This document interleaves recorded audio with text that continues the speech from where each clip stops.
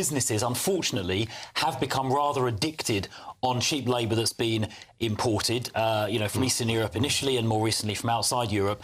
And that's meant that instead of investing in technology, automation, mechanisation, better management practices, instead they've just reached for the mass migration lever. I think that has to end. The Conservative Party thinks that now has to end for a number of reasons. The first of those is that actually when people come here on low wages, it actually costs the taxpayer money because the people who come end up consuming more in public services than they pay in tax. So actually it's bad for the taxpayer. Secondly, it puts pressure on public services, housing in particular, but other public services as well. And thirdly, you have issues with social cohesion.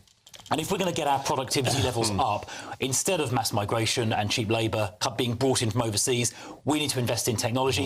Yes, of course, up until the point we exited the transition arrangements from the European Union, we didn't have any control over European migration. Interestingly, early on in the Cameron years, there was this cap of 20,000 from outside Europe that was actually successful. Now, I'm going to be honest, in the 2 or 3 years after COVID, very serious mistakes were made by the last government, very serious mistakes. Those numbers were far, far too high. So what are we going to do about it? So Kemi and I have announced a couple of things we're going to do differently because we recognise those were big, big mistakes. The first is we've already tabled an amendment to the Borders Bill to set up a binding annual vote in Parliament each year. Parliament will set a cap, and then when the cap's reached, the government would simply stop handing out any more visas. Secondly, we think there should be a £38,000 salary threshold for employment, so you can't have people coming over here doing low-wage jobs on £20,000-25,000 when actually those people are not making an economic contribution